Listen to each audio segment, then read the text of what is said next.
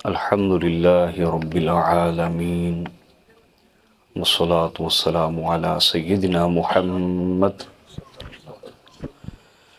الصادق الأمين وعلى آله الطيبين الطاهرين المهديين الصابرين وأصحابه المتقين المخلصين الراشدين العادلين. سبحان الله. أما بعد فأعوذ بالله من الشيطان الرجيم. بسم الله الرحمن الرحيم.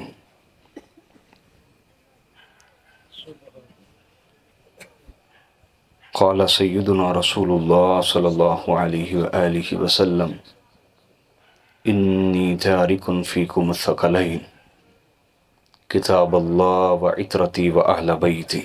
سبحان الله. صدق رسول اللہ صلی اللہ علیہ وآلہ وسلم. محترم، معزز، محتشم سادات کرام، مشائخ اعظام، علماء کرام اور بڑی محبت سے دور و نزدیک سے تشریف لائے ہوئے تمام مریدین، محبین، معتقدین، سب کی بارگاہ میں عاجزانہ سلام پیش کرتا ہوں. السلام علیکم ورحمۃ اللہ وبرکاتہ. محترم، الحمدللہ تعالی آج ہم ایک عظیم سید کے عرص پاک میں حاضر ہیں، جن کے نامی گرامی سید السادات حضور قبلہ پیر سید ہادی حسین شاہ صاحب بخاری رحمۃ اللہ علیہ ہے. رشتے میں میں آپ کا نواسا بھی لگتا ہوں اور اس درگاہ کا خادم بھی ہوں. اللہ تعالیٰ میری بھی حاضری اس بارگاہ میں قبول فرمائے اور آپ سب کی حاضری بھی اس بارگاہ میں قبول فرمائے. حاضرین، آج کا میرا موضوع جس پہ میں انشاءاللہ آپ کے سامنے خطاب کروں گا، وہ موضوع ہے درگاہوں کی ضرورت، درگاہوں کی ذمہ داری اور درگاہوں کا پیغام. یہ تین عنوان ہیں جس پہ میں انشاءاللہ یہ کے بعد دیگر گفتگو کروں گا. درگاہوں کی بولیے ضرورت، درگاہوں کی ذمہ داری اور درگاہوں کا پیغام کیا ہے، یہ آپ کی بارگاہ میں انشاءاللہ اس موضوع پہ میں گفتگو کروں گا. حاضرین، ہماری کم بختی سمجھ لیجئے کہ ہمارے اس عہد میں اکثر خطیب حضرات جو گفتگو کرتے ہیں وہ بے سند ہوتی ہے، وہ بے دلیل ہوتی ہے، اس کا کوئی حوالہ نہیں ہوتا. یہ پہلی خرابی ہے. یہ کیا ہے بولیے؟ اور دوسری خرابی یہ ہے کہ اگر کوئی حوالہ بھی دے تو ان کتابوں کا دیتا ہے جو خود محدثین کی نظر میں موضوع، متخلق، گھڑی ہوئی، من گڑت جھوٹی روایتوں کا پلندہ ہوتے ہیں. یعنی محدثین کی نظر میں ان کتابوں کی کوئی حیثیت، وہ جھوٹی روایتوں کا پلندہ ہوتی ہیں اور ان کے حوالہ جات دے کے لوگوں کو دین سمجھایا جاتا ہے. اور آپ جیسے سادہ لوگ جنہوں نے کبھی زحمت ہی نہیں کی کہ ہم حدیث کی چند کتابوں کے نام ہی یاد کر لیں، کیوں بھئی کرنی چاہیے کہ نہیں کرنی چاہیے؟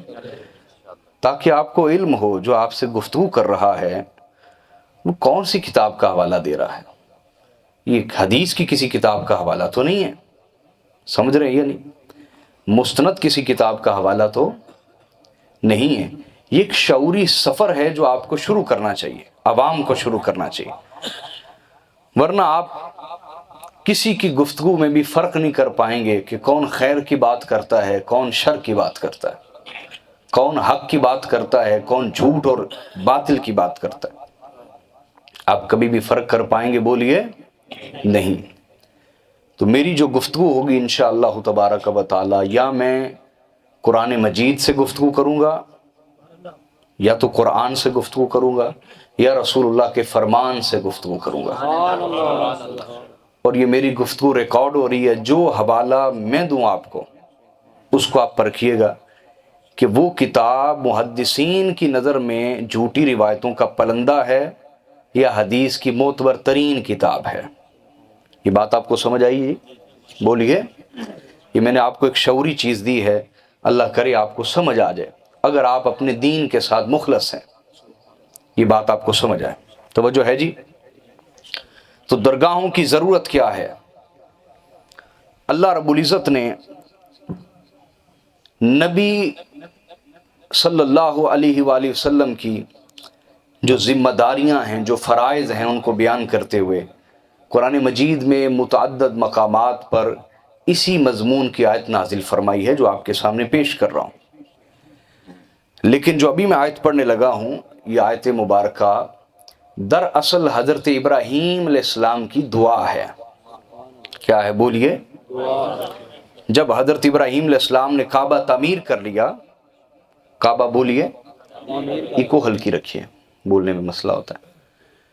جب کعبہ تعمیر کر لیا جناب ابراہیم علیہ السلام نے، تو کہنے لگے ربنا تقبل منا، اے پروردگار یہ عاجزانہ خدمت ہماری طرف سے قبول فرما لے۔ تقبل منا، یہ نہیں کہا کہ یہ تو قبول ہی قبول ہے، نہ، پیغمبر نے ادب سکھا دیا کہ آپ جتنی مرضی بڑی خدمت کر لیں، اس کے بعد جس صاحب کی خدمت کی ہو اس کی بارگاہ میں ہاتھ جوڑ کے یہ عرض کریں کہ یہ لائق تو نہیں ہے قبولیت کے، لیکن آپ قبول فرما لیں۔ لیکن آپ بولیے، میں آپ کو قرآن سے ادب سمجھا رہا ہوں نا۔ خدمت کا ادب یہ ہے کہ جناب ابراہیم علیہ السلام نے جس جگہ کعبہ تعمیر کیا، وہ جگہ دراصل حضرت اسماعیل علیہ السلام کا گھر تھا۔ کیا تھا؟ بولیے۔ اب باپ کی کوشش کیا ہوتی ہے کہ میں 7 والا احاطہ بھی خرید کے بیٹے کو گھر بڑا بنا دوں۔ اللہ نے مال دیا ہو، پیسہ دیا ہو، تو باپ ایسا سوچتا ہے کہ نہیں سوچتا؟ تو بجائے یہ سوچنے کہ ابراہیم علیہ السلام پہاڑی پہ چڑھے، تو دیکھا کہ ان پہاڑیوں کے درمیان جو سب سے خوبصورت جگہ ہے وہ اسماعیل کا گھر ہے۔ تو آ کے کہنے لگے بیٹے میرا دل چاہتا ہے تیرا گھر گرا کے خدا کا گھر بنا دوں۔ ہائے ہائے ہائے، کیسا عشق ہے، کیسا عشق ہے۔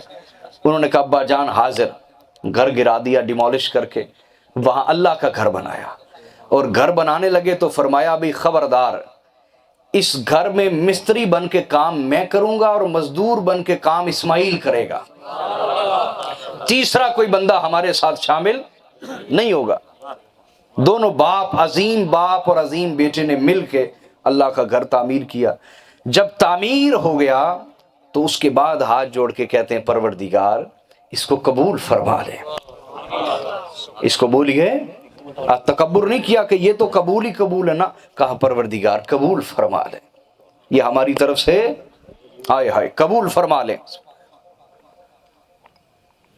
اب جب قبول ہو گیا تو پروردگار عالم نے فرمایا ابراہیم اب اس کی مزدوری کیا چاہتے ہیں آپ؟ اس کی بولیے، جو آپ نے خدمت کی ہے اس کی اجرت کیا چاہتے ہیں؟ تو کہا پروردگار اس کی اجرت میں یہ چاہتا ہوں، ربنا وابعث فیہم رسولا منہم یتلو علیہم آیاتک، اے پروردگار میں اجرت اور مزدوری یہ چاہتا ہوں کہ میری نسل میں سے اس رسول کو پیدا فرما دے، میری نسل میں سے بولیے اس رسول کو پیدا فرما دے جو خاتم النبیین ہوں گے، خاتم ان کا مجھے دادا بنا دے، ان کا مجھے بولیے۔ امام نیشاپوری نے شرف المصطفیٰ کتاب ہے، بلند درجے کے محدث ہیں، انہوں نے بیان کیا کہ حضرت ابراہیم علیہ السلام نے کہا پروردگار مجھے محمد مصطفیٰ کا دادا بنا دے، کہ جب محمد مصطفیٰ میرا ذکر کریں تو مجھے اپنا باپ کہہ کے پکاریں، مجھے اپنا۔ تو آقا علیہ الصلوۃ والسلام جہاں بھی فرماتے تو فرماتے انا دعوت ابی ابراہیم، میں اپنے باپ ابراہیم کی دعا ہوں۔ میں اپنے باپ ابراہیم کی بولیے دعا ہوں. اپنا تعارف یہ کرایا کرتے تھے. تو کہا پروردگار میری نسل میں سے اس رسول کو مبعوث فرما، بھیج دے. کیا کرے وہ؟ اس کی کیا ذمہ داریاں؟ پہلی ذمہ داری یتلو علیہم آیاتک، وہ ان پر تیری آیتیں تلاوت فرمائے. تیری، یار بولیں تو صحیح. میرا مقصد آپ بولیں گے تو آپ کو ساتھ یاد ہوگا، ٹھیک ہے؟ بولتی جائیے. تیری بولیے آیتیں تلاوت فرمائے. اور دوسرا کام کیا کرے؟ وَيُعَلِّمُهُمُ الْكِتَابِ، کہ وہ قرآن کی، اس کتاب کی، قرآن مجید کی انہیں تعلیم دے. کیا دے؟ بولیے تعلیم. اور تیسری ذمہ داری فرمایا والحکمہ، اور ان کو حکمت کی تعلیم دے. ان کو بولیے حکمت کی تعلیم دے. تیسری ذمہ داری کیا بیان فرمائی؟ کہ وہ رسول ان پر آپ کی، بولیے نا، حکمت کی تعلیم دے. بولیے حکمت کی.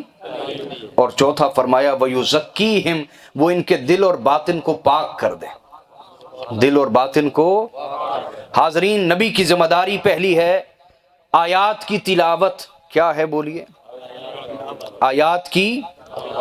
یہ جو ذمہ داری ہے یہ قیامت تک باقی رہے گی. اور جو یہ ذمہ داری نبھا رہے ہیں انہیں قاری کہا جاتا ہے.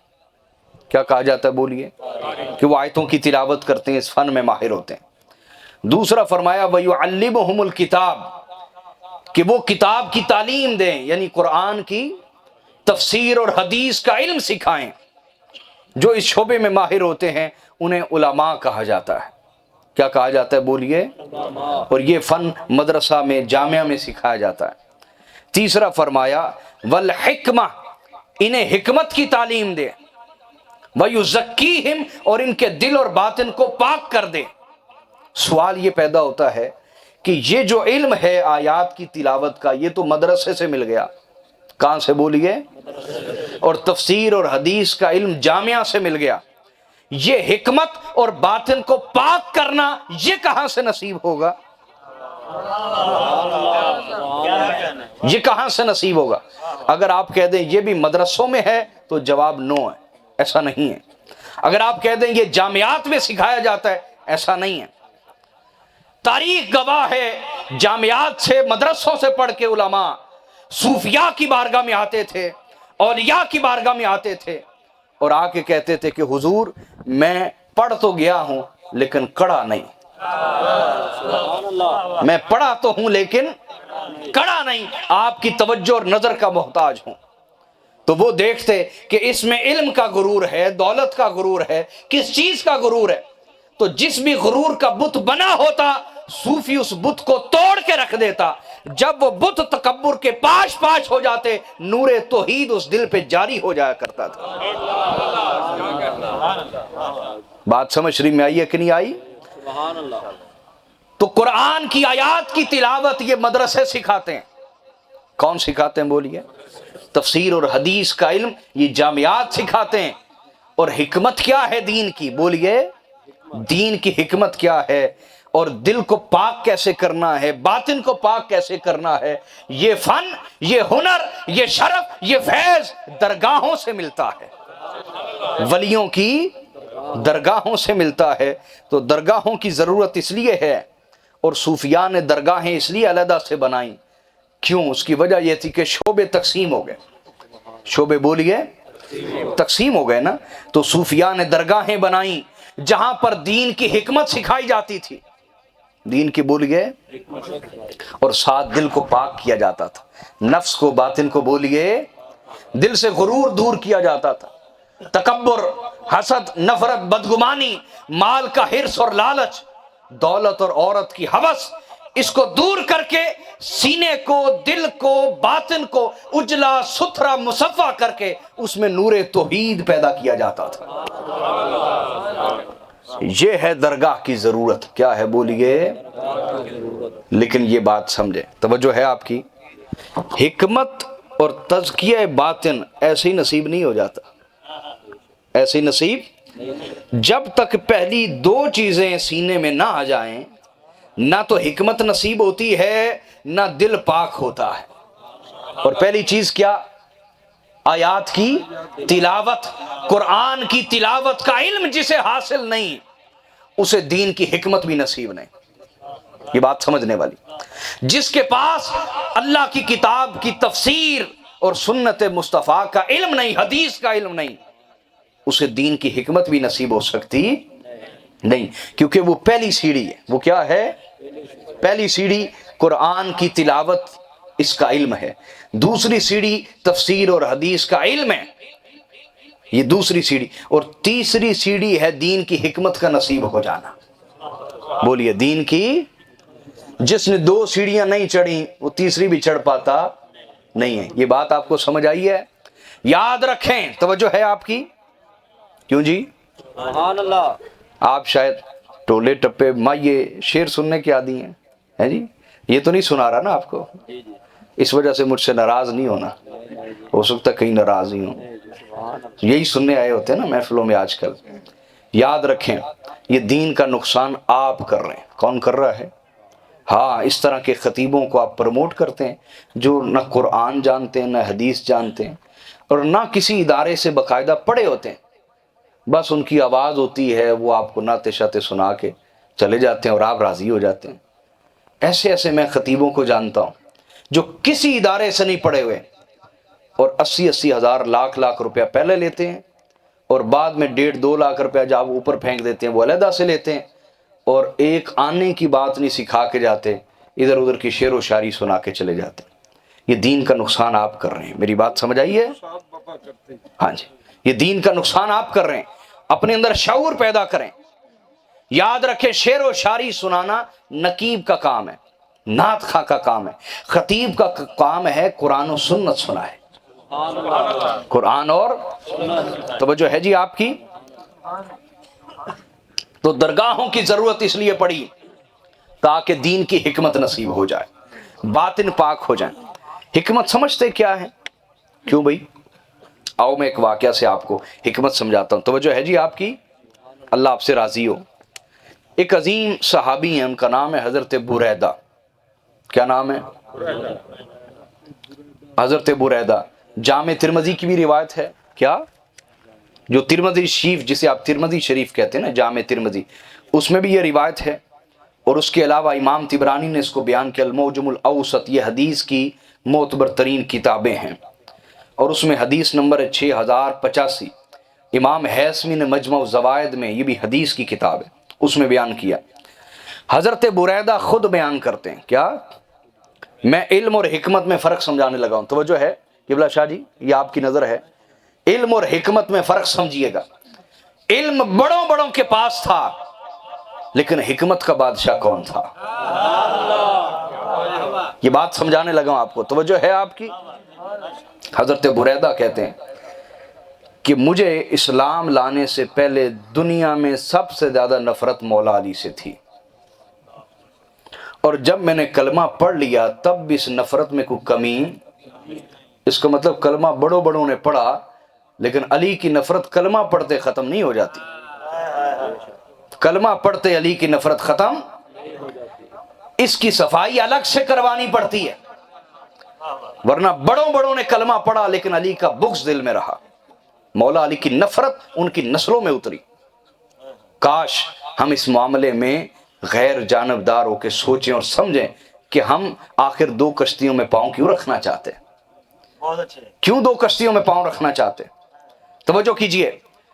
حضرت بریدہ، آپ کہیں گے پھر انہیں حضرت کیوں کہہ رہے ہیں جب وہ مولا علی سے نفرت کرتے تھے؟ حدیث پوری سن لیجئے پھر آپ کو وجہ سمجھ آئیں گے. حضرت بریدہ کہتے ہیں مجھے شدید نفرت تھی مولا علی سے، کلمہ بھی پڑھ لیا لیکن نفرت میں کوئی فرق نہیں آیا. تو ایک جنگ پہ آقا علیہ الصلوۃ والسلام نے ہمیں بھیجا اور مولا علی کو ہمارا سپہ سالار مقرر کر دیا. اب کہتے ہیں کہ مولا علی نے وہاں ایسا کام کیا جو میرے علم کے مطابق غلط تھا، میرے علم کے مطابق غلط تھا لیکن علی کی حکمت کے مطابق درست تھا. مولا علی کی حکمت کے مطابق بولیے. کہتے جیسے وہ کام میں نے دیکھا تو میرے ساتھ ایک اور بھی تھا جو مولا علی کی نفرت میں برابر کا سانجا تھا، میرے ساتھ نہ شریک تھا. ہم دونوں نے مل کے ایک لمبا سا خط لکھا مولا علی کے خلاف رسول اللہ کو. اور میں گیا شوق میں کہ میں یہ خط دوں گا اور رسول اللہ مولا علی کو بلا کے ڈانٹیں گے اور مجھے بڑا مزہ آئے گا. سمجھ آ رہی ہے بات یا نہیں آ رہی؟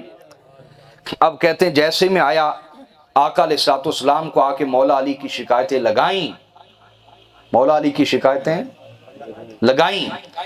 اس پر حضرت بریدہ کہتے ہیں، کون بولیے یار، بولو تو صحیح نا. تو کون بیان کر رہے ہیں؟ بولیے حضرت. کہتے جیسے میں نے مولا علی کی شکایتیں شروع کی، میں نے دیکھا کہ آقا علیہ الصلوۃ والسلام کے چہرے کا رنگ بدل رہا ہے. چہرے کا رنگ بولیے متغیر ہو رہا ہے، بدل رہا ہے. حتیٰ کہ آقا علیہ الصلوۃ والسلام شدید ترین جلال میں آ گئے اور جلال میں آ کے کہا، اے بریدہ تو میرے علی سے چاہتا کیا ہے؟ ہائے ہائے، تو علی کی شکایتیں لگاتا جا رہا ہے، تو میرے علی سے کیا چاہتا ہے؟ کہتے میرے پاؤں تلے زمین نکل گئی. تیسری بار پھر میرے آقا نے فرمایا، بریدہ تو میرے علی سے کیا چاہتا ہے؟ کہتے میں کانپ اٹھا. کیا کانپ اٹھا؟ میں حضور کے قدموں میں گر گیا. آقا علیہ الصلوۃ والسلام نے فرمایا سنو مجھے. حضور نے فرمایا سنو، ما بال اقوام ینتقصون علی. توجہ ہے آپ کی، بولیے. میں نے آپ کو پہلے کہا آج اکثر لوگ بے سند بات کرتے ہیں بغیر حوالے کے، اور جو حوالہ بھی دیتے ہیں تو ایسی کتابوں کا جن کو محدثین کہتے ہیں جھوٹی روایتوں کا پلندہ ہے، ان کتابوں کے حوالے سنا کے لوگ آپ سے داد لیتے ہیں. افسوس ہے کہ لوگ جاہلوں کے ساتھ کھڑے اور اہل علم کی کوئی قدر نہیں. سنیے جو میں آپ سے کہہ رہا ہوں، اگر اہل علم کی قدر نہ ہوئی تو کیا اس کا کوئی رزلٹ نہیں نکلے گا؟ ضرور نکلے گا. اللہ پر اور جاہل مسلط کرے گا، اور جاہل جو حق کو چھپا جائیں گے اور باطل کو عیاں کر کے دکھائیں گے اور اتنا جھوٹ بولیں گے کہ آپ جھوٹ کو سچ سمجھیں گے اور سچ کو جھوٹ سمجھیں گے. سنیں حدیث کے الفاظ سنا رہا ہوں. آقا علیہ الصلوۃ والسلام نے ارشاد فرمایا، ما بال اقوام ینتقصون علی. آقا نے فرمایا ان لوگوں کا بنے گا کیا جو علی کی شان میں نقص اور کمزوری بیان کرتے ہیں، علی کی ذات کی طرف نقص اور کمزوری منسوب کرتے ہیں. ان لوگوں کا بنے گا کیا؟ ان لوگوں کا بولیے. حضور کے فرمانے کا یہ کیا مطلب ہے؟ فرمانے کا مطلب یہی ہے کہ وہ لوگ تباہ و برباد ہو جائیں گے جو علی کی ذات کی طرف نقص اور عیب منسوب کرتے. میرے آقا نے فرمایا ان لوگوں کا بنے گا کیا ینتقصون علی، جو علی کی طرف کوئی نقص یا عیب منسوب کر دیں. اور آگے فرمایا، توجہ ہے آپ کی، آقا نے فرمایا من ینتقص علی فقد تنقصنی. آقا نے فرمایا سن لو، جو علی کی طرف کوئی عیب منسوب کرے گا وہ مصطفیٰ کی طرف عیب منسوب کرے گا. جو علی کی طرف عیب منسوب. اس بات کو سمجھیے، میں آپ کو سمجھاتا ہوں، بڑی قیمتی بات سمجھاتا ہوں، ناراض تو نہیں ہوں؟ سمجھے. یاد رکھو سادات کی خدمت آپ پہ فرض ہے، آل رسول کی خدمت آپ پہ فرض ہے، لیکن ہم اپنی تبلیغ اور تقریر اللہ کے لیے کرتے ہیں. تقریر کے عوض میں آپ سے کچھ نہیں چاہتے، تقریر کے بدلے میں آپ سے کچھ بھی چاہتے، کیونکہ اس کا اجر ہمیں صرف اللہ دے سکتا ہے، اس کا بدلہ ہمیں صرف اللہ دے سکتا ہے. آپ چاہ کے بھی نہیں دے سکتے، چاہ کے بھی بولیے. اور ہر نبی نے یہی اپنی امت سے کہا کہ میں تم سے اس تبلیغ پہ کوئی اجر نہیں چاہتا، کوئی معاوضہ چاہتا. لیکن حضور کی امت نے بھی حضور کی خدمت کی، دیگر انبیاء کی امتوں نے بھی ان کی خدمت کی. ایسا ہی ہے نا؟ اس کا مطلب یہ ہے کہ آقا علیہ السلام کے خطاب کے دوران، تبلیغ کے دوران کسی نے کوئی ایسا کام نہیں کیا، کیونکہ نبی اپنی تبلیغ کا عوض معاوضہ صرف اللہ سے طلب کرتا ہے. سمجھے کہ نہیں سمجھے؟ اور الحمدللہ ہم حضور کی سنت پہ قائم ہیں. باقی رہا تحفہ نذرانہ، یہ حضور کی سنت ہے، حضور کی بولیے. اور سادات کی خدمت بھی آپ پہ فرض ہے. لیکن یہ بات سمجھیں، اگر آپ تقریر کے دوران دیتے ہیں، اس کا دوسرا نقصان کیا ہے؟ یہاں بیٹھنے والوں کے دلوں میں لالچ پیدا ہوتا ہے. ہم نے جو نصیحت کرنی ہوتی ہے وہ نہیں کرتے، اس طرف چلے جاتے ہیں آپ کی جیبیں خالی کر لیں. ہمیں وہ فن آتا ہوتا ہے، یاد رکھیں، ہمیں بولیے وہ فن پورا آتا ہوتا ہے کہ آپ کی جیبیں خالی کر لیں. لیکن اس کا مطلب یہ ہوا کہ جو یہاں مقرر ہے اگر اس کے دل میں ہی خدا کی رضا نہیں رہی یا ملاوٹ ہو گئی نیت کے اندر بولیے ملاوٹ ہو گئی، نیت ناپاک ہو گئی، تو وہ آپ کو کیا طہارت بانٹے گا؟ سبحان اللہ، جس کے اپنے اندر نیت کی خرابی کی ملاوٹ ہو گئی، وہ آپ کو کیا طہارت بانٹے گا؟ یہ بات سمجھ آئی کہ نہیں آئی؟ لہذا خدمت ایک الگ چیز ہے اور تبلیغ ایک بولیے الگ چیز ہے کہ وہ اللہ کے لیے، وہ کیا ہے؟ سادات کی خدمت، علماء کی خدمت، یہ حضور کی خدمت سمجھ کے کرتے ہیں، لیکن اس کا طریقہ بھی رسول اللہ نے سمجھا دیا نا۔ کیا؟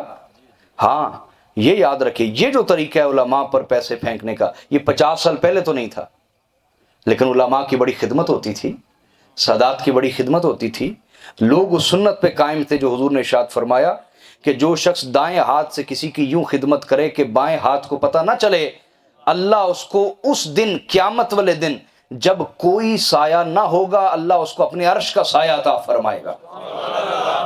یہ وہ طریقہ تھا، اس کو زندہ کریں گے تو آپ کے علماء میں اخلاص آئے گا، ورنہ علماء لالچی رہیں گے، آپ بے فیض رہیں گے۔ علماء لالچی رہیں گے اور آپ بے فیض رہیں گے۔ میں بڑی کڑوی اور سچی بات کہہ رہا ہوں، ہے نا؟ اور پھر یہ بھی سوچیں، یہ آپ کا بھی امتحان ہے کیا کہ لوگوں کے سامنے پیسے پھینکنے کا بڑا مزہ آتا ہے نا، لیکن خدا کو دکھا کے خدمت کرنے کا ہر ایک کو مزہ نہیں آتا۔ خدا سے اخلاص مانگنا چاہیے، اللہ آپ سے راضی ہو۔ توجہ کیجئے میری طرف، میں نے آپ کو بہت بڑا پیغام دیا، کاش آپ اس کو سمجھیں۔ توجہ ہے جی؟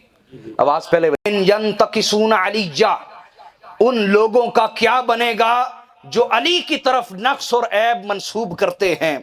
من ینتقص علیا فقد تنقصنی، جو علی کی طرف عیب منسوب کرے وہ مجھ محمد مصطفیٰ کی طرف عیب منسوب کر رہا ہے۔ اور آگے آقا علیہ الصلوۃ والسلام نے ارشاد فرمایا ومن فارق علیا فقد فارقنی، آقا نے فرمایا یاد رکھو جو علی سے جدا ہو گیا وہ مجھ مصطفیٰ سے بھی جدا ہو گیا۔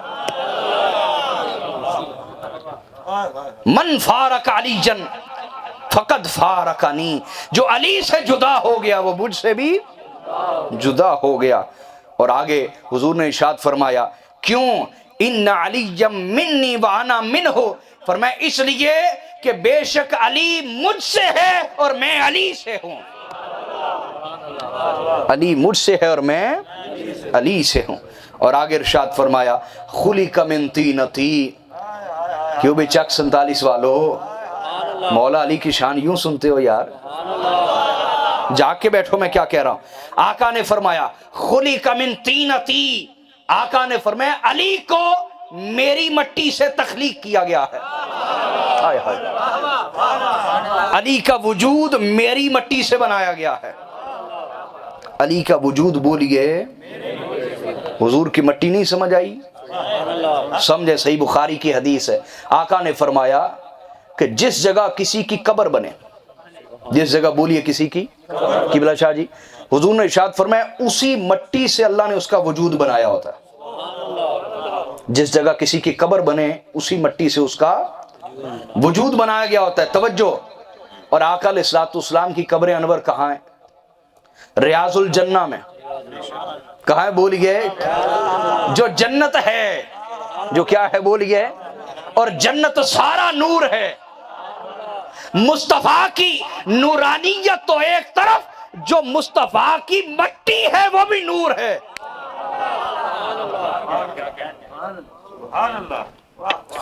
مصطفیٰ کی نورانیت تو ایک طرف، جو مصطفیٰ کی مٹی ہے، پیکر بشری ہے، وہ بھی نور سے بنایا گیا ہے۔ کس سے بنایا گیا بولیے؟ نور سے۔ اور آقا نے فرمایا خلق من طینتی، علی کو میری مٹی سے بنایا گیا ہے۔ علی کی تخلیق، علی کا وجود بشری میری مٹی سے بنایا گیا ہے، اور مصطفیٰ کی مٹی نور ہے۔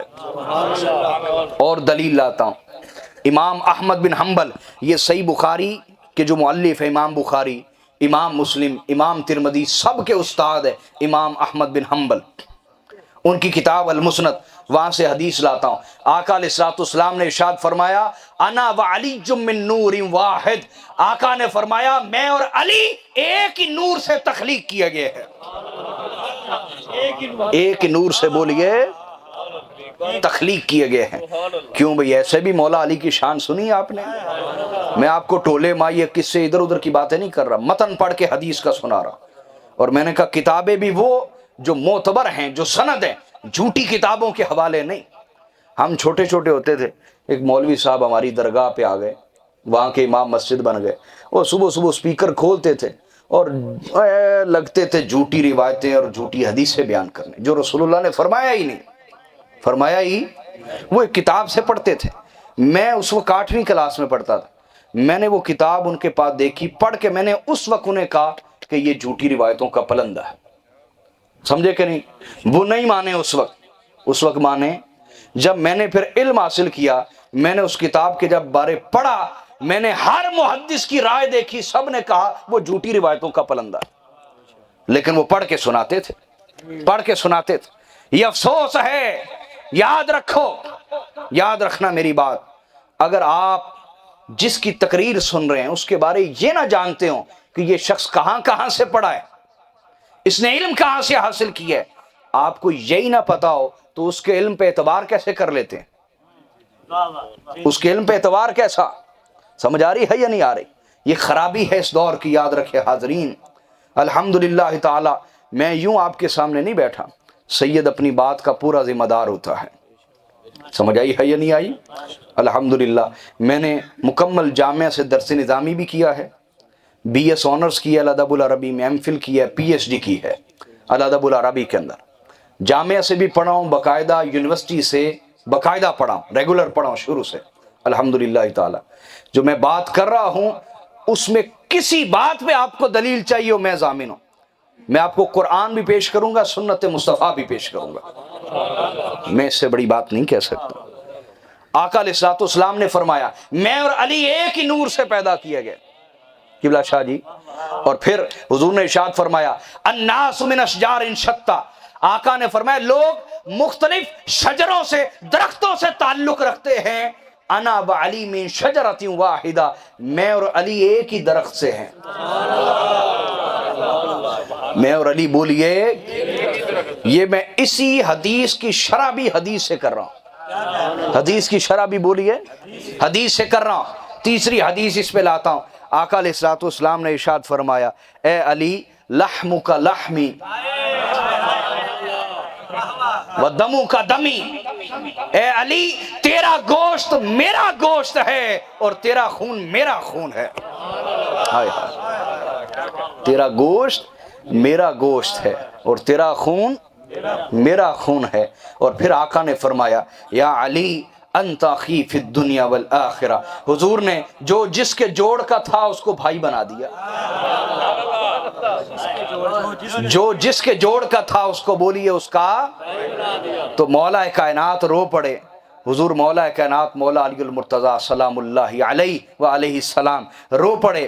کہا آقا آپ نے مجھے کسی کا بھائی نہیں بنایا.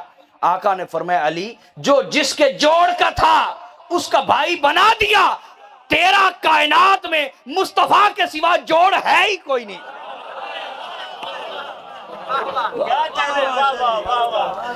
تیرا مصطفیٰ کے سوا کائنات میں کوئی جوڑ.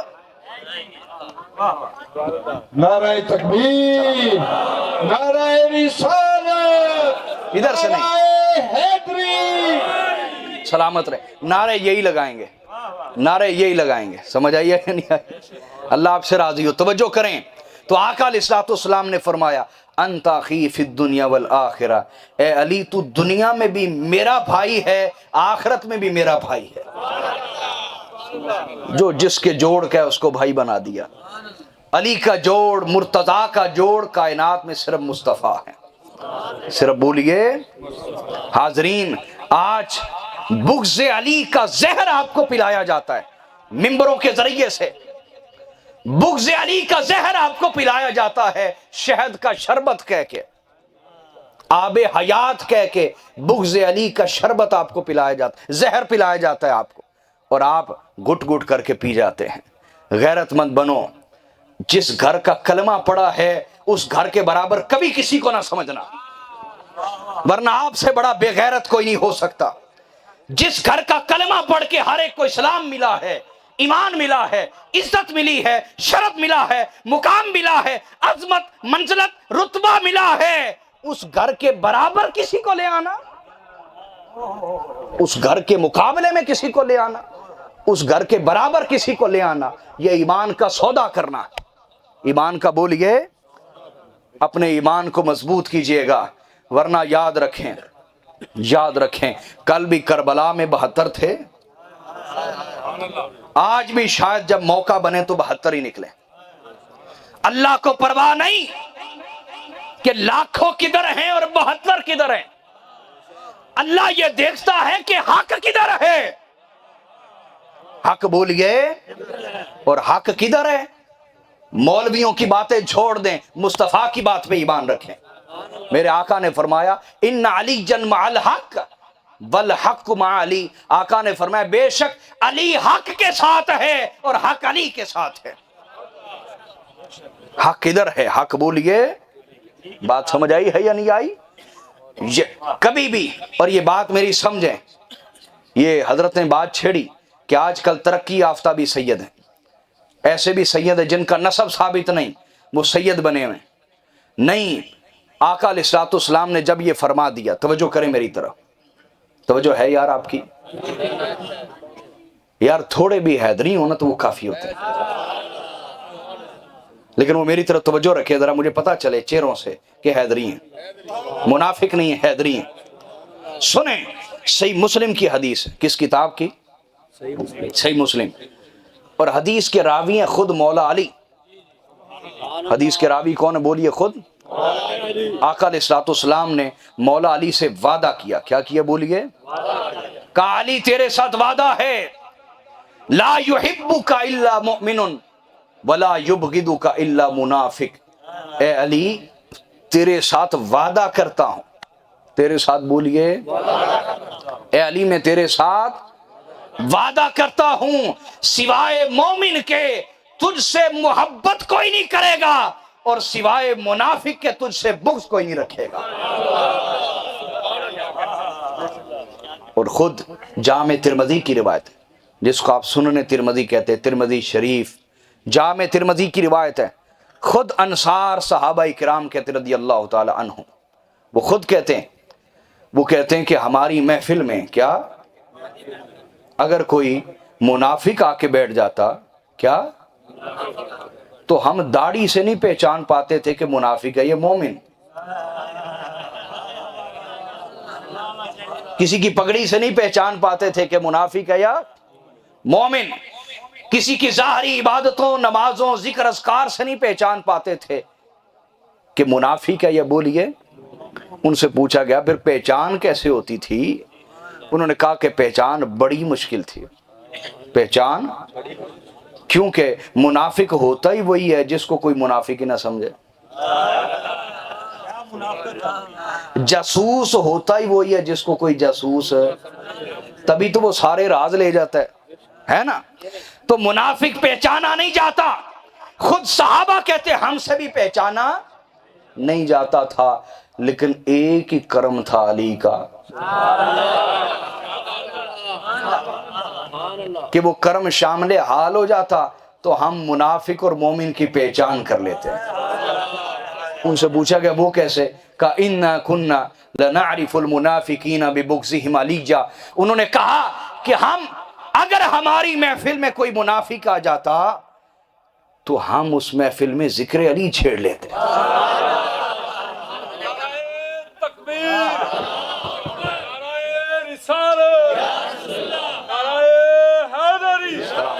کیا چھیڑ؟ حیدر حیدر حیدر حیدر حیدر حیدر حیدر حیدر حیدر حیدر حیدر۔ اللہ راضی، اللہ راضی، توجہ کیجئے۔ تو وہ کہتے ہم ذکر علی چھیڑ لیتے، تو ان سے پوچھا گیا محض ذکر علی سے کیسے پہچان ہوتی؟ کہا بِبُغْضِهِمْ عَلِيًّا، ہم یہ ذکر کر کے پھر چہروں کو دیکھنا شروع کر دیتے ہیں۔ جس چہرے پر بغض کے اثرات ہوتے، کیا؟ نفرت کے اثرات ہوتے، بغض کے اثرات ہوتے، ہم پہچان لیتے بے ایمان منافق بیٹھا ہوا ہے۔ اور جس کا چہرہ گلاب کی کلی کی طرح کھل اٹھتا، عشق میں مستی میں مہک اٹھتا، دمک اٹھتا، چمک اٹھتا، ہم پہچان لیتے شک نہیں بندہ مومن ہے۔ اچھا، منافق اور مومن کی پہچان تو عشق علی ٹھہرا، تو سید کی پہچان کیا ہے؟ کیوں بھائی، کیا سید کی پہچان ہوگی؟ یاد رکھو، سچے سید کی پہچان بھی عشق علی ہے۔ سچے سید کی پہچان بولیے، جس دل میں، جس نگاہ میں علی کا عشق نہ دیکھو اور وہ خود کو سید کہتا ہو، سمجھ جائیں اس کے نسب میں خرابی ہے۔ اس کے نسب میں بولیے، یا خود کو علی کا بیٹا کہتا ہو اور دوسری طرف علی کے دشمنوں کی حمایت کرتا ہو، سمجھ جائیں اس کے نسب میں خرابی ہے۔ نسب میں کیا ہے بولیے؟ کیونکہ بیٹا حلال کا ہو، بیٹا بولیے حلال زادہ ہو تو وہ باپ کا ساتھ دیتا ہے، دشمنوں کا ساتھ نہیں دیتا۔ کیوں جی، میں ٹھیک کہہ رہا ہوں یا نہیں کہہ رہا؟ یہ ایک نشانی یاد رکھ لینا، جس دل میں عشق علی نہ پاؤ، اور عشق علی کیا چیز ہے؟ یہ دعویٰ نہیں ہے، عشق علی آ جائے دل میں تو دلیری آ جاتی ہے۔ بندہ فتووں سے ڈرتا نہیں، مولویوں سے ڈرتا، دل میں دلیری پیدا ہو جاتی ہے، بزدلی ختم ہو جاتی ہے، منافقت ختم ہو جاتی ہے۔ عشق علی جہاں آ جائے وہاں انسان کھل کے علی کا ذکر کرتا ہے، ڈر ڈر کے، جھک جھک کے، جھجک جھجک کے بات کرتا۔ یہ عشق علی کی پہچان ہے۔ کیا ہے بولیے؟ سمجھ میں آئیے بات؟ آج موضوع پہ لوٹ آئیں۔ آقا نے فرمایا جو علی سے جدا ہو گیا وہ مجھ سے، ان علی منی وانا منہ، فرمایا بے شک علی مجھ سے ہے اور میں علی سے ہوں۔ اور آگے فرمایا خلق من طینتی، علی کا وجود میری مٹی سے بنایا گیا ہے۔ وخلقت من طینۃ ابراہیم، اور مجھے حضرت ابراہیم کی مٹی سے بنایا گیا ہے۔ اور آگے فرما دیا وَأَنَا أَفْضَلُ مِنْ إِبْرَاهِيمَ، حالانکہ میں ابراہیم علیہ السلام سے افضل ہوں، لیکن چونکہ وہ میرے دادا ہیں، میرے باپ ہیں، اس لیے میں ان کی مٹی سے بنایا گیا ہوں، حالانکہ میں ان سے افضل ہوں۔ ذُرِّيَّةً بَعْضُهَا مِن بَعْضٍ، یہ بعض کی ذریت اور اولاد ہے۔ واللہ سمیع علیم، اور اللہ خوب سننے والا اور جاننے والا ہے۔ اس کے بعد میرے آقا نے فرمایا اے بریدہ، تو نے علی کی شکایت کر ڈالی، تجھے خبر نہیں، تجھے خبر نہیں، من کنت ولی لہ فہذا علی ولی لہ، کیا تجھے پتا نہیں کہ جس کا میں ولی ہوں اس کا علی ولی ہے۔ جو مصطفیٰ کو اپنا ولی جانے اور مرتضیٰ کو، مولا مرتضیٰ کو اپنا ولی نہ جانے، وہ مصطفیٰ کی ولایت پہ بھی ایمان نہیں رکھتا۔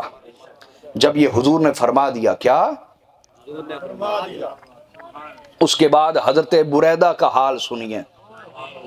یہاں میں مولویوں کو یہ باتیں سناتا ہوں، وہ نفرت میں آ جاتے ہیں اور نفرت میں آتے ہیں، حدیث سن کے نفرت میں آ جائیں گے، نہیں مانیں گے۔ یہ کیا ہے؟ ہاں یہ ہمیں پتہ یہ کیا ہے۔ جس دل میں اور جس وجود میں خون پاک نہ ہو وہاں علی کی ولایت پہ ایمان نہیں اتر سکتا۔ اس لیے ہمیں ہر ایک سے توقع بھی نہیں، ہر ایک سے توقع بھی، بھائی قیامت تک سورت رہنی ہے سورہ منافقون۔ کیا یہ سورت قرآن سے نکل جانی ہے؟ قیامت تک رہنی سورہ منافقون۔ اس سے پتہ چلا قیامت تک منافق رہیں گے، قیامت تک منافق، اور ان کی پہچان عشق علی ہے۔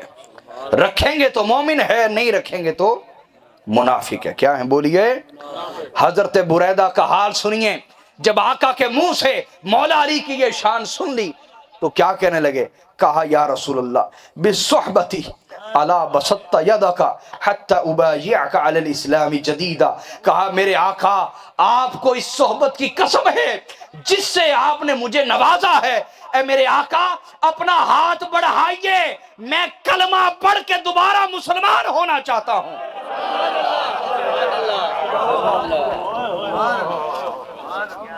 میں کلمہ پڑھ کے دوبارہ، شاہ جی غور کریں، میں کلمہ پڑھ کے دوبارہ، حضرت بریدہ کا عقیدہ ہے، انہیں سمجھ آ گئی نا، انہیں بولیے، جس دن سمجھ آئی تو ان کا عقیدہ کیا بن گیا؟ ان کا عقیدہ جس دن سمجھ آ گئی، عقیدہ یہ بن گیا کہ جس کلمے میں، جس اسلام میں، جس کلمے میں، جس اسلام میں علی کا بغض ہو، وہ اسلام ہے ہی نہیں، وہ کفر ہے۔ وہ کیا ہے بولیے؟ حضور اپنا ہاتھ بڑھائیے، میں آپ کے ہاتھ پر بیعت کر کے دوبارہ مسلمان ہونا چاہتا ہوں۔ تو آقا علیہ الصلوۃ والسلام نے یہ نہیں فرمایا نہیں نہیں بس توبہ کر لو، حضور نے یہ فرمایا نہیں، میرے آقا نے ہاتھ بڑھا دیا۔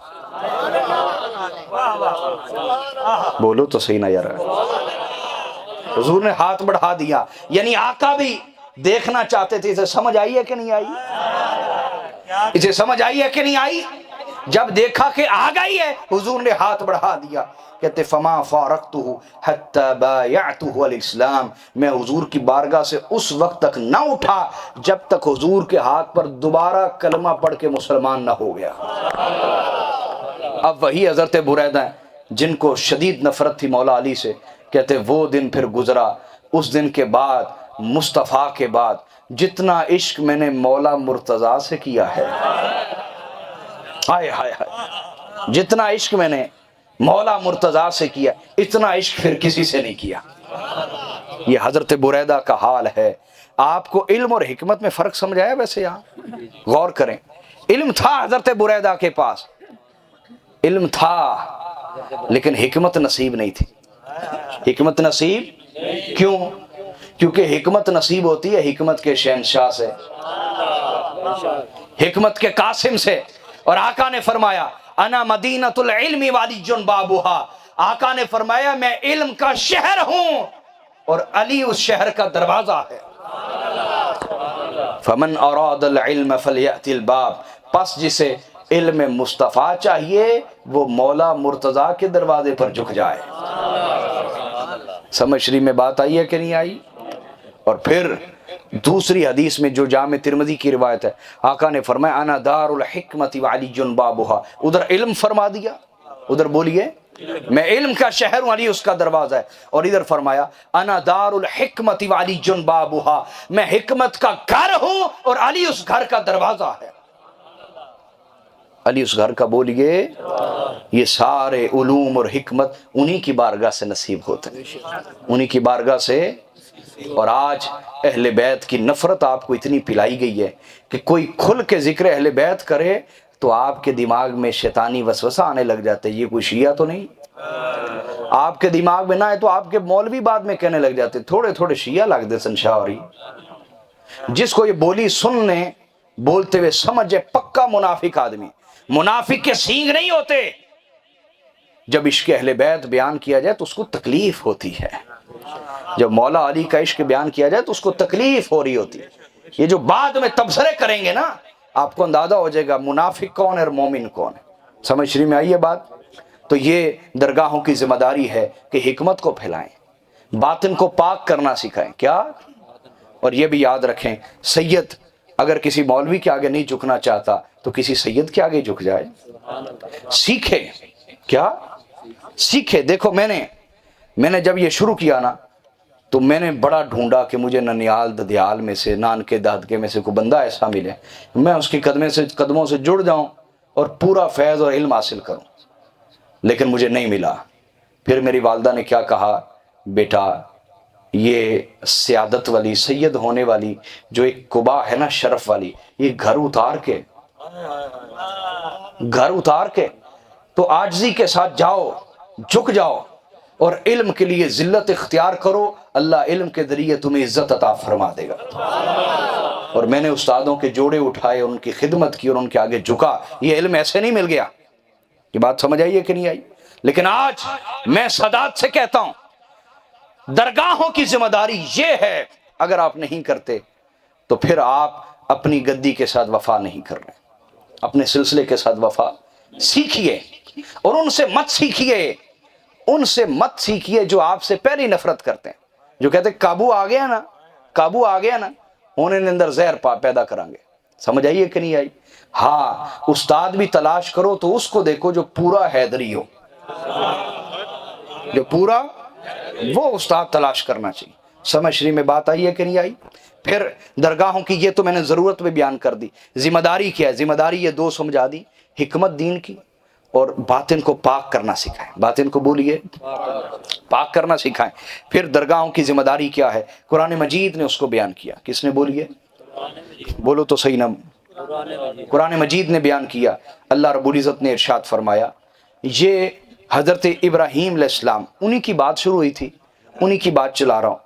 حضرت ابراہیم علیہ السلام نے اپنی زوجہ حضرت ہاجرہ اور اپنے بیٹے حضرت اسماعیل کو مکہ کی وادی میں ٹھہرایا، اور ٹھہرا کے کیا دعا کرتے ہیں؟ ربنا انی اسکنت من ذریتی بواد غیر ذی زرع، اے پروردگار میں نے اپنی اولاد کو، اپنے گھر والوں کو ایسی وادی میں ٹھہرا دیا ہے تیری خاطر جہاں کوئی خوراک کا انتظام نہیں، جہاں کوئی خوراک کا، عند بیتک المحرم، تیرے پاکیزہ حرم اور تیرے عزت والے گھر کے پاس میں نے ان کو پڑوسی بنا دیا ہے. ربنا لیقیموا الصلاۃ، اے اللہ ان کی ایک ہی ذمہ داری ہے، میرے گھر والوں کی ایک ہی ذمہ داری ہے کہ نماز قائم کریں. نماز بولیے قائم کریں، ان کی ایک ذمہ داری ہے، تیری عبادت کریں اور کروائیں. کیونکہ لیقیما اقامت سے بھی ہے نا، اقامت کہتے ہیں نماز اور عبادت کا نظام قائم کرنا. عبادت کا بولیے نظام قائم کرنا. پروردگار میری اولاد کی صرف ایک ذمہ داری ہے کہ تیری عبادت کریں اور کروائیں، تیرا ذکر کریں اور، بولیے نا، جاگ کے بیٹھے ہو یار، تیرا ذکر کریں اور کروائیں. بدلے میں تو میری اولاد کو کیا دینا؟ یہ نبیوں کی اولاد کی کیا ذمہ داری ہے؟ سن لیں، ایک ذمہ داری ہے، اللہ کی عبادت کریں کروائیں، ذکر کریں کروائیں. انہیں کیا ملے گا؟ پروردگار فجعل افئدۃ من الناس تہوی الیہم، اے اللہ لوگوں کے دلوں کو ان کی طرف مائل فرما دے، لوگوں کے دلوں کو ان کی طرف مائل فرما دے. دوسرا انعام کیا دینا؟ وارزقہم من الثمرات، اللہ انہیں رزق کی کمی نہ آنے دینا. ہائے ہائے ہائے، جو سید اپنا مصلی سنبھال لے، ممبر سنبھال لے، اپنے نانا کا مصلی سنبھال لے، عبادت کرے اور کروائے، ذکر کرے اور کروائے، پروردگار پہلا شرف یہ دینا لوگوں کے دل اس کی طرف مائل کر دینا، لوگ اس سے پیار کریں، محبت کریں، خدمت کریں اس کی. اور دوسرا کیا؟ وارزقہم من الثمرات، اللہ انہیں رزق کی کمی نہ آنے دینا، بے شمار رزق سے نوازتے رہنا. لعلہم یشکرون، تاکہ وہ تیرا شکر ادا کریں، تاکہ بولیے تیرا شکر ادا کریں. حاضرین، قرآن مجید نے اولاد انبیاء کی ذمہ داری کیا سمجھائی ہے؟ درگاہوں کی ذمہ داری کیا ہے؟ اولاد انبیاء کی ذمہ داری کیا ہے؟ کہ وہ اللہ کی عبادت کریں اور کروائیں، اللہ کا ذکر کریں اور بولیے کروائیں. یہ اولاد انبیاء کی ذمہ داری. کن کی؟ بولیے. بدلے میں آپ کی ذمہ داری کیا ہے؟ توجہ کرو نا یار، 47 والو، آپ کی ذمہ داری یہ کہ آپ کے دل ان کی طرف مائل ہو جائیں، آپ دل سے ان سے محبت کریں. کیا؟ دل سے ان سے محبت کریں، ان کی خدمت کریں. جو سید اپنا مصلی سنبھال لے گا، قرآن اعلان کر رہا ہے کہ اولاد انبیاء کی ذمہ داری یہ خود اللہ کی عبادت کریں اور کروائیں، ذکر کریں اور کروائیں، اپنا باطن پاک کریں، دوسروں کا پاک کریں. اللہ صلہ یہ دے گا، لوگوں کے دل ان کی طرف موڑ دے گا، لوگ ان سے پیار کریں گے، دل سے محبت کریں گے. وہ MNA والی عزت نہیں ہوگی ان کی کہ لوگ ادھر سے سامنے سے جھک کے سلام کر رہے ہیں، بعد میں گالی دے رہے ہیں. نہ MNA والی عزت نہیں، ان کی عزت وہی ہوگی جو نبیوں کی عزت ہے. اللہ اس کا شرف دے گا، اس کا فیض انہیں نوازے گا، کیونکہ یہ نبیوں کا جز ہے. نبیوں کا کیا ہے؟ بولیے. تو یہ درگاہوں کی ذمہ داری ہے. اور آخر میں عرض کروں گا کہ درگاہوں کا پیغام کیا ہے؟ درگاہوں کا بولیے. کیوں بھی پیغام سننا چاہتے ہیں؟ یہ کون سی درگاہوں کی بات کر رہا ہوں؟ جو سیدوں کی درگاہیں. میں ہر درگاہ کی بات نہیں کر رہا، ہر درگاہ کی بات ہے. اور یاد رکھیں، جو درگاہ ہو اور اس کا رشتہ سیدوں کے ساتھ نہ ہو، سمجھیں وہ درگاہ نہیں. وہ درگاہ بولیے وہ کوئی مروان خانہ ہے، وہ مروان خانہ ہے، وہ درگاہ ہو سکتی نہیں جس کا تعلق سادات کے ساتھ نہیں ہے۔ توجہ کیجیے میری طرف، توجہ ہے جی، بولیے، سنیے اس کو۔ تو درگاہوں کا پیغام وہی پیغام ہے جو آقا علیہ الصلوۃ والسلام نے غدیر خم کے منبر پہ دیا ہے۔ کس پہ دیا بولیے؟ اور اس حدیث کو امام مسلم نے بھی بیان کیا، جامع ترمذی میں بھی یہ روایت ہے، کتب حدیث بھری پڑی ہیں، اور اس حدیث کی سندیں اور جو طرق ہیں وہ یاد رکھو، حدیث کی دنیا میں جو سب سے معتبر درجے کی حدیث ہوتی ہے اس کو کہتے ہیں حدیث متواتر۔ کیا کہتے ہیں؟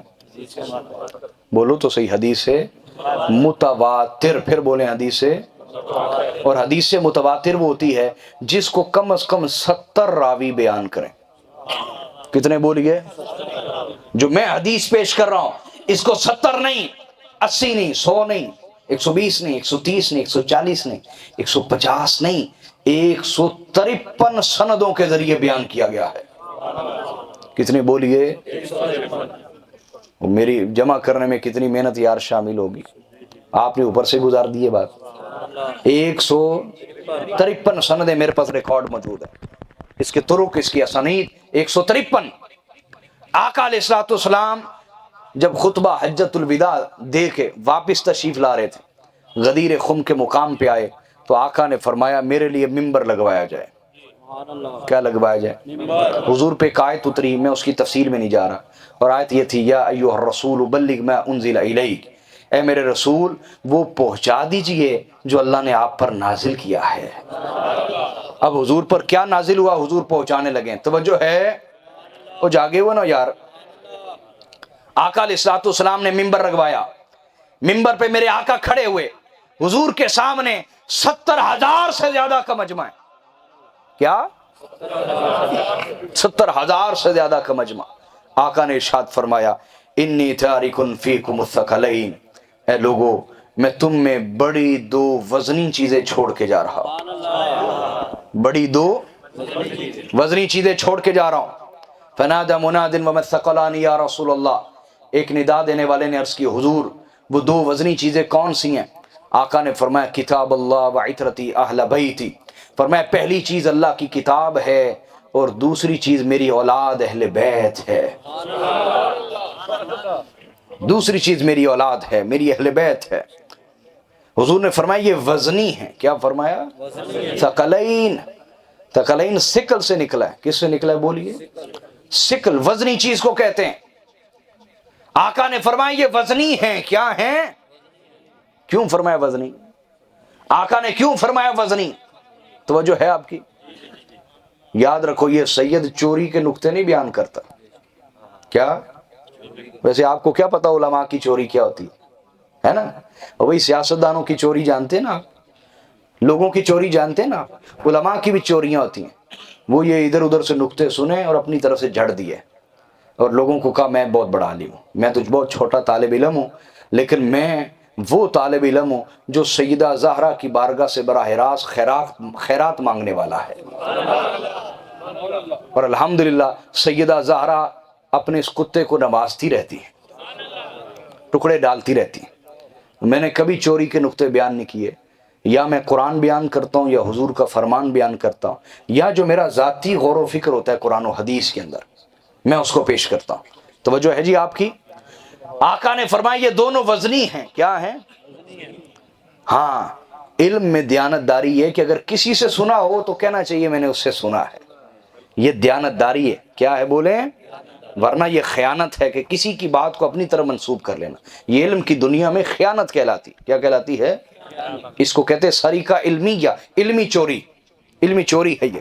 توجہ ہے جی آپ کی؟ آقا نے فرمایا قرآن اور اہل بیت وزنی ہیں۔ کیا ہے شاہ جی؟ کیوں فرمایا وزنی ہے؟ کیوں فرمایا؟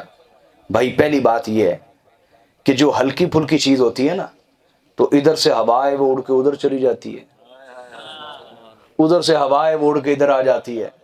تو آقا نے بتا دیا یاد رکھنا بڑے بڑے فتنے اٹھیں گے میری امت میں اور وہ بڑوں بڑوں کو ہلا کے رکھ دیں گے۔ بڑوں بڑوں کو بولیے اگر کوئی قائم رہے گا اپنی جگہ پر تو وہ قرآن اور میرا خاندان ہے، قرآن اور میرا۔ لہٰذا اگر تم بھی چاہتے ہو کہ ان کو تھام لو جو ہلیں گے نہیں فتنوں کے زمانے میں، تو وہ قرآن اور میرا خاندان ہے، قرآن اور میرا۔ پہلا نقطہ سمجھ آیا؟ دوسرا سنیے، وزنی۔ وزنی ہمارے یہاں پنجابی میں بھی بولا جاتا ہے، فلاں بندے کا پرے پنچایت سے بڑا پار ہے، بولا جاتا ہے کہ نہیں؟ کیوں؟ وہ بڑی شان والا ہے، عظمت والا ہے، اس کی بات کوئی ٹالتا تو حضور نے فرمایا یہ دونوں وزنی ہیں، کس کے ہاں؟ اللہ کے ہاں۔ کس کے ہاں بولیے؟ آقا نے فرمایا یہ ثقلین ہیں، یہ اتنے وزنی ہیں کہ ان کے برابر کو وزنی نہیں ہو سکتا، یہ اللہ کے بارگاہ میں اتنے وزنی ہیں، اور جب یہ خدا کی بارگاہ میں کسی چیز کی سفارش کر دیں، 47 والوں لگتا ہے تانوں مباہلہ کسے نہیں سنایا، مباہلہ کسے نہیں سنایا کہ جب عیسائی پادری نے کہہ دیا رک جاؤ، ادھر محمد مصطفیٰ ہیں، علی المرتضیٰ ہیں، فاطمہ الزہرا ہیں، حسن مجتبیٰ ہیں، حسین مصطفیٰ ہیں، ٹھہر جاؤ، ان سے مباہلہ نہ کرنا، ان سے مباہلہ کیوں؟ کیونکہ یہ وہ گھرانہ ہے، یہ وہ گھرانہ ہے، اگر انہوں نے کہہ دیا پروردگار عالم تو پہاڑوں کو اپنی جگہ سے ہٹا دے، خدا ان کے اشارے پر پہاڑوں کو بھی اپنی جگہ سے ہٹا دے گا۔ کبھی پہاڑ دیکھیں قریب سے؟ کیوں بھائی؟ جس نے قریب سے پہاڑ ہی نہیں دیکھے اس کو میری بات کیا سمجھ آئے گی؟ پہاڑ بہت بڑی خدا کی مخلوق ہے، ایک بہت بلا جسم ہے جس کا ہلنا ممکن۔ آقا علیہ الصلوۃ والسلام نے انہیں فرمایا تھا اپنی اہل بیت کو کہ میں ان کے خلاف دعا کروں گا، میں حضور کے لیے کبھی بد دعا کا لفظ استعمال نہیں کرتا، جو عربی میں دعا لہو و دعا علیہ، کسی کے حق میں دعا کرنا یا کسی کے خلاف دعا کرنا، عربی میں بد دعا کے لیے لفظ ہے دعا علیہ، اس کے خلاف دعا کرنا۔ تو آقا نے فرمایا میں ان عیسائیوں کے خلاف دعا کروں گا، اے میرے اہل بیت تم آمین کہہ دینا۔ جب ان عیسائی پادریوں نے سنا، انہوں نے کہا رک جاؤ، اگر اس پیغمبر نے ہمارے خلاف دعا کر دی اور علی و فاطمہ و حسن و حسین نے آمین کہہ دیا، روح زمین پہ ایک بھی عیسائی زندہ نہ بچے گا۔ ابھی بھی سمجھ نہیں آئی یہ کتنے وزنی ہیں، یہ کتنے وزنی ہیں؟ تو آقا نے فرمایا یہ وزنی ہے خدا کی بارگاہ میں۔ کیا؟ ہاں ہاں ہاں۔ تیسرا نقطہ سنیے کہ یہ وزنی ہیں، کیا ہیں؟ اور وزنی چیز کیا ہوتی ہے؟ جو اٹھانا آسان نہ ہو، نہیں سمجھے؟ جو اٹھانا وہ ہوتی ہے وزنی چیز۔ آقا نے فرمایا یاد رکھنا قرآن اور اہل بیت سے جڑنا آسان نہیں ہوگا، تم پر فتوے بھی لگیں گے، تہمتیں بھی لگیں گی، الزام بھی لگیں گے، مخالفت بھی ہوگی۔ یاد رکھنا قرآن اور میرے خاندان سے جڑنا آسان، کیونکہ یہ وزنی ہیں، جگرے والے ہو تو جڑ جانا۔ اگر میس میں تمار والا جگرا ہے،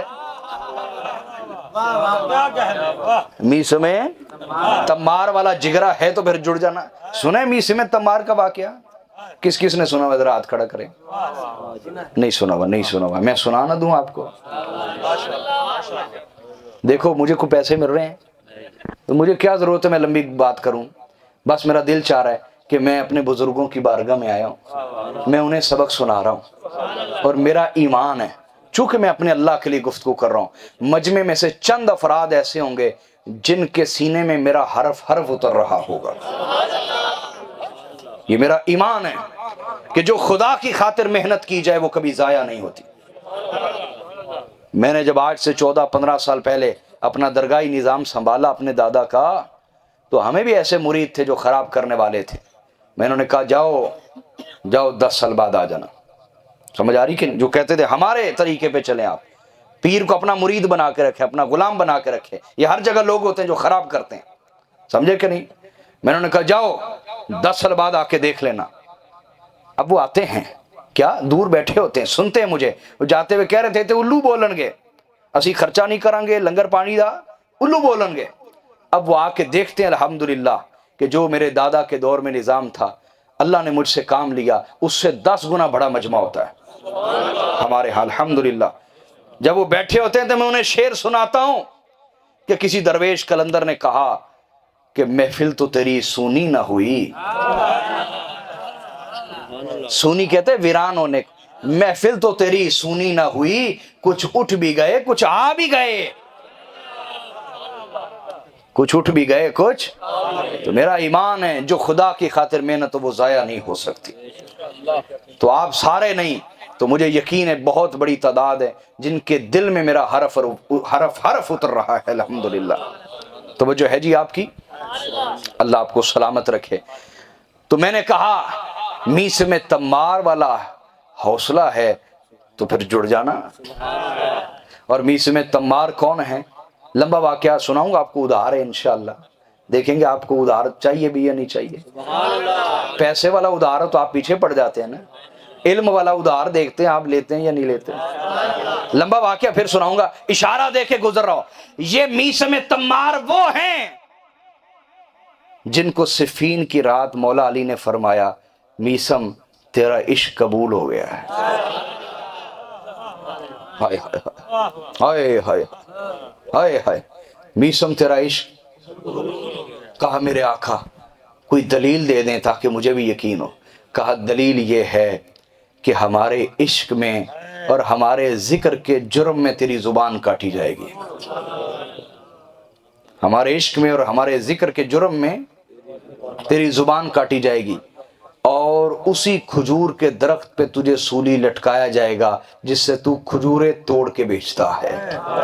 کہا میرے آقا مجھے وہ درخت نہیں دکھا دیں گے؟ مولا علی نے فرمایا دکھا دیتا ہوں، آؤ چلو، ساتھ چل پڑے۔ دیکھو نا علی سب کچھ جانتا ہے، یا تو خدا معاذ اللہ عطا نہیں کر سکتا تو تب بات کرے نا، تو اس نے عطا کی ہے اور اس کے خزانے وسیع ہیں، تو مولا علی بانٹ رہے ہیں۔ کہو میں تمہیں بتاتا ہوں، درخت بتا دیا، میسے میں تمار کہتے ہیں، علی سے تو پیار تھا ہی، اس درخت سے بھی پیار ہو گیا، ہائے ہائے ہائے، اس درخت سے بھی پیار ہو گیا کہ یہ وہ درخت ہے جو یار سے ملا دے گا۔ مرنا تو ہر ایک نے ہے، کوئی ایکسیڈنٹ میں مر جاتا ہے جی، کوئی پیٹ درد میں مر جاتا ہے، کوئی ہسپتال میں پڑا پڑا مر جاتا ہے، کتنی سونی موت ہے، کوئی علی کے عشق میں مر جائے، کتنی سونی موت ہے، آئے ہائے۔ تو آقا نے فرمایا یہ وزنی ہیں، کیا ہیں؟ بولیے یہ وزنی ہے، اور وزنی میں نے کہا چیز اٹھانا آسان، لہٰذا اہل بیت سے جڑنا آسان نہیں ہوگا، یہ اس میں دلیل ہے۔ اور پھر اگلی بات سمجھیں، وزنی چیز اٹھانا مشکل ہے، وزنی چیز اٹھانا بولیے، لیکن اٹھائے رکھنا اس سے بھی زیادہ مشکل ہے۔ اٹھانا مشکل ہے، اٹھائے رکھنا اس سے بھی زیادہ مشکل ہے، اٹھائے رکھنا اس سے بھی زیادہ بولیے مشکل ہے۔ تو آقا نے سمجھا دیا اہل بیت سے جڑنا بھی مشکل ہوگا، آزمائش آئے گی، امتحان آئے گا، لیکن جڑے رہنا اس سے بھی زیادہ مشکل ہے، جڑے رہنا اس سے بھی زیادہ۔ اس میں اور بھی نقطے میں حدیث مکمل کرتا ہوں، پھر ہم اختتام کی طرف چلتے ہیں۔ آقا نے ارشاد فرمایا وَإِنَّهُمَا لَن يَتَفَرَّقَا حَتَّى يَرِدَ عَلَيَّ الْحَوْض، بے شک میرے رب نے مجھے خبر دی کہ قرآن اور اہل بیت کبھی جدا نہ ہوں گے حتیٰ کہ حوض کوثر پہ بھی میرے پاس اکٹھے آئیں گے۔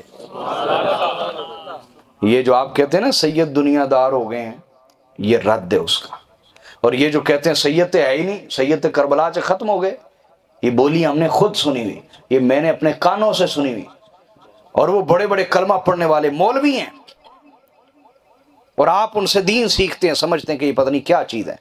یاد رکھو مومن اور منافق کی پہچان یاد رکھنا، جو سبق میں نے یاد کرا دیا۔ منافق اس بھیس میں ہوگا جس بھیس پہ آپ اعتبار کرتے ہوں گے، جس بھیس پہ بولیے آپ اعتبار کرتے ہوں گے، یاد رکھیں۔ میں نے خود سنا، کہا جی سید نے ختم ہو گئے کربلا سے، ہاں جو ختم کرنا چاہتے تھے نا وہ تمہارے ہی بڑے تھے، خدا نے انہیں ختم کر دیا۔ ان شانئک ھو الابتر، بڑے ایسے کہ ان کے رستے پہ چل رہے ہیں نا، ان کی مانوی یہ نسل ہے، مانوی نسل، تو یہ ان کے بڑے تھے جو ختم کرنا چاہتے تھے، لیکن اللہ کا وعدہ ہے انا اعطیناک الکوثر، اے میرے حبیب ہم آپ کو فاطمہ الزہرا کی اولاد کی صورت میں کوثر عطا فرماتے ہیں۔ اس تفسیر پہ میں کبھی کلام کروں گا انشاءاللہ، یہ اپنی طرف سے نہیں کہا، اس پہ دلائل دوں گا آپ کو۔ تو یاد رکھو حضور نے فرمایا قرآن اور اہل بیت جڑے رہیں گے۔ مراد کیا ہے کہ جب تک قرآن رہے گا تب تک نبی کا خاندان بھی باقی رہے گا۔ یہ دلیل ہے اس میں، کیا اس کو کہتے ہیں استدلال کرنا، دلیل اخذ کرنا۔ حدیث سے میں اخذ کر رہا ہوں، حدیث سے اخذ کر رہا ہوں، ٹولے ٹپے میں یہ واقع کہانی کسی سے نہیں اخذ کر رہا، حدیث سے۔ اور آگے جو لوگ کہتے ہیں سید دنیا دار ہو گئے، اس میں رد۔ حضور نے فرمایا قیامت تک میری نسل میں وہ طبقہ رہے گا جو قرآن سے جڑا رہے گا، اور جس نے قرآن سے جڑنا ہوگا ان سے جڑے گا تو قرآن سے جڑے گا، ورنہ جڑ سکتا نہیں ہے۔ ان کا منکر ہو کے کوئی قرآن تک نہیں پہنچ سکتا۔ اور آگے اس میں آپ یہ جو کہتے ہیں نا دنیا دار ہو گئے، یہ کیوں ہوتے ہیں؟ آپ رسول اللہ کے خاندان کا حق نہیں دیتے۔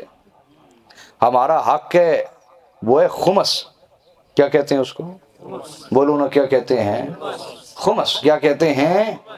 خمس۔ اور یہ دینا چاہیے، امت نہیں دے گی مقروض رہے گی، ہمیشہ ہماری مقروض رہے گی۔ دینا چاہیے، سادات کی خدمت کرنی چاہیے اپنے پاکیزہ مال میں سے۔ دیکھو حضور دو ہی تو چیزیں چھوڑ کے گئے، قرآن اور اپنا خاندان۔ اور ہم نے کیا کیا نبی کے خاندان کے؟ قرآن کو چوما، قرآن کو ہم نے چوما، آنکھوں سے لگایا۔